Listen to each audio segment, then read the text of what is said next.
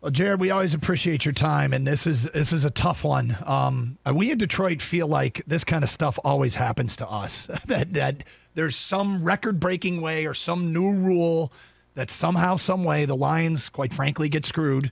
And in this particular case, I don't know, the delay of game followed by a record-breaking field goal. Were you aware that this stuff seems to happen to us all the time before you came to the Detroit Lions? No, I think, it was obviously a great kick and a great play that they made on the play prior to it. But, I think I talked about this in postgame. If you would have told me they had a game-winning kick to win the game, I think we'd take that every time. I'm sorry, an NFL record, type of kick to win the game. You're going to take that every time. The guy made a great kick, and I think, I said this postgame as well. If that kick's a foot shorter or we make a play on fourth down, we're having a whole different conversation right now, and I know that's our league, and that's the whole, the whole thing of this league is week to week and how it goes. But, you tip your cap to them for making that play. Where were you when that ball was struck, and when did it occur to you that, oh my God, this has a chance? I was on the sideline, and as soon as it went through, I said, okay, that's the end of the game. When it bounced, were you thinking for half a second, oh, it's not going to go in, or did you just know that you could tell by the angle? Yeah, I don't know. I think it went through pretty quickly through the bounce, so it all happened pretty fast. And off his foot, you saw it was a good kick, but again, like you don't ever want to put them in that situation to be able to win the game. So you tip your cap to the kick, but you're upset about some of the stuff that occurred throughout the game. You guys go to the locker room after that game. Obviously, it's a tough loss, and it's a remarkable one at that. But what's the attitude of the guys in the room, and how long does it take before you can kind of put this one behind you and get ready for the Bears on Sunday? I thought Dan's done a great job handling everything, and it was no different after that game. And just the way he talks to the team and the belief that we have in each other and the feeling of hope every week and the feeling of we're going to win the game throughout that game. And I think that's the feeling and the thought and the teamwork and the chemistry that we still have, and it hasn't gone anywhere just because the guy made an NFL record kick. We believed we were going to win that game against a good team where we didn't score any points in the first half. We came out in the second half and made some plays, and things were going our way, and we were doing what we want to do on both offense and defense. Got the turnover at the end, drove down, kicked the field goal, and again, they made one more play than us. So that's the way this league goes, and I think to answer your question, though, in the locker room, I thought Dan handled it great. I want to get to that second half because there was a lot to like offensively. You guys moved the ball pretty consistently. But one other thing that we're struggling with, and I know Coach Campbell's going to call the league today about the delay of game and the grace period and the play before Baltimore got the kickoff.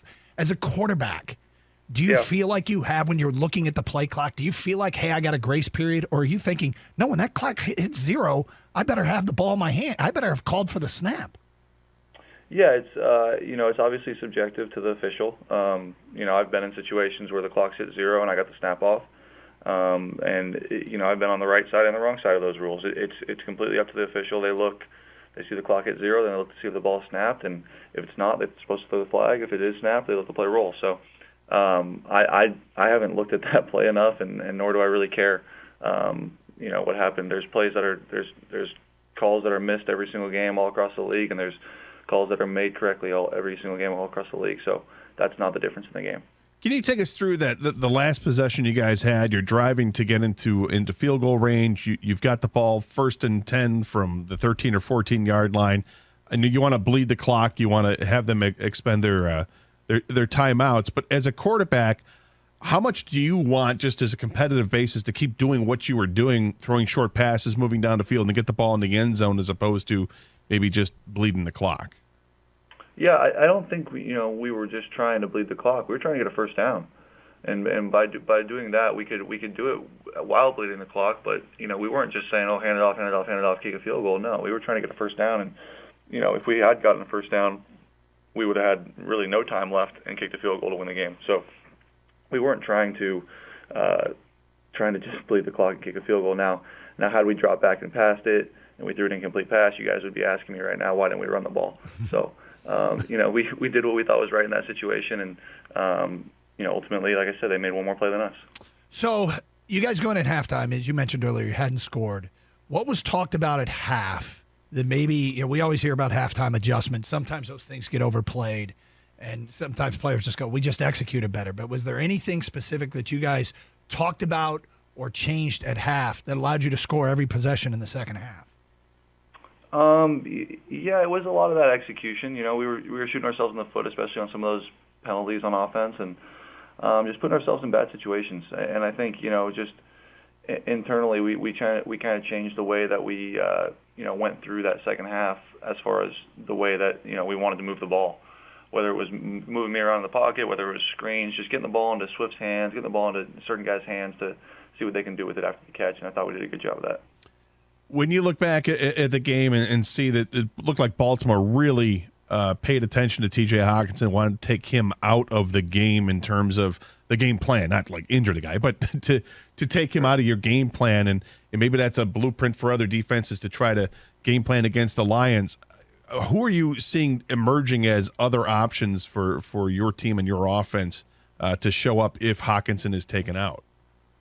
Sure, yeah. I mean, that's going to be a lot of teams' plans. Obviously he's been our number one target up to this point. So, how do you take him out of the game is double him and do different things to keep him out of the game plan, and they certainly did that. But, guys like Cephas, guys like Khalif, guys like obviously Swift with the ball in his hands, Jamal. We got the ball to Fells a couple times last week.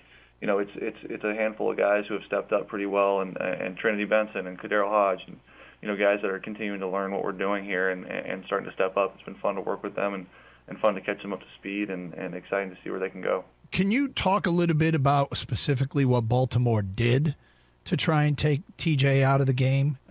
He only had the 2 targets, so obviously you have plays called where he might be the primary receiver, but before the ball's even snapped, you might be reading something that says, I can't throw to him here.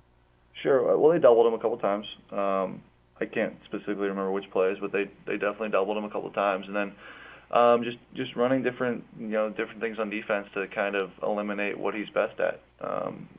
Just putting their best cover guy on him. Sometimes they had Humphrey on him.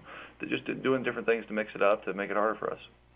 I think Lions fans are really enjoying the development of DeAndre Swift as a running back, not only carrying the football, but also as a weapon out of the backfield. Obviously, you used him a lot. Can you talk about what happened on the first of all, talk about his development, and secondly, there was the wheel route. Looked like a wheel route where you threw a pass to him. He had gotten beyond the defenders, but maybe he wasn't expecting the pass. Was it a miscommunication? What happened there, and how have you been impressed with his development to this point? Yeah, he's done a great job, man. He's been really fun to work with, and seeing him get better all the way from the spring until now has been awesome. And he's a guy I was excited about playing with when I first got here, and he's exceeded my expectations wholly. I mean, he's been unbelievable out of the backfield. Obviously, with the ball in his hands, he's as special as they get. Some of the tackles he's able to break, and just making plays down the field. He's done a great job of that. And to answer the latter part of your question, that was a play that we've worked on, and we just didn't hook up there. Well, there were some free runners on blitzes. You do have some young guys that maybe are in blitz pickup or along the offensive line. Is that just pretty simple stuff to clean up, that just some young guys that are learning? We know better. There's a lot of stuff that we can clean up and a lot of stuff that I can clean up, and those are easy ones, man. Those are ones that we expect to pick up. Last time you personally played Chicago, I think it was last season, and you guys came away with a win. How do you take from that game and bring it to this week in preparation for the Bears? Yeah, it depends. Are they still doing the same things that they were doing on defense then? And are they still, a lot of the same personnel and stuff that, it all depends on what they're still doing. I think we'll mostly take away what they've done this year and work off of that. But, I've got some experience playing them as well where I'll have some stuff to draw on. But, we'll see. Detroit and Chicago, bitter rivals in just about every sport here, and you're just getting into kind of the flow of what the rivalries are. You went through a little bit with Green Bay, and Chicago, it feels like it's something different because it's so close, and people, when the Bears come to town, they bring a bunch of fans with them. When the Lions are playing in Chicago, there's a bunch of Lions fans that go there as well. Are you kind of feeling what the rivalries are here with Detroit? Yeah, I think so. I think I'm starting to get used to it. The Green Bay game was fun to see how many fans we had there. And I'm not used to that, especially in the Midwest. Having that many fans and seeing our guys travel like that was fun. And like you just said, Chicago being so close, I would expect it to be somewhat similar, if not more. And I love playing for these fans, man. It's been a lot of fun. I think even last home game, that's the loudest I've played in front of for at the end of that game. It was a lot of fun, and seeing them get excited, and hopefully we can give them a lot more to be excited about in the future. Now, the rivalry is just not in sports here. I mean, here in Detroit, we have Detroit-style pizza. Have you been here long enough to experience Detroit-style pizza and compare that to Chicago-style pizza? Do you have an opinion one way or the other? I do. I actually love the Detroit-style pizza. I've had it a little bit since I've been out here. I've actually had some back in California. Actually, I know it's not the same, but I've always been a fan of that. And to be honest, I'm not just saying this. I don't love Chicago-style pizza. I've never been a fan of eating it with a fork. It just doesn't make sense to me. Well, Jared, we appreciate your time. The fans will love that. Thank you very much. And I know it's tough talk after these losses. Hopefully, you guys will get a win next week. Yep, hopefully. Thanks, guys. All right, see you.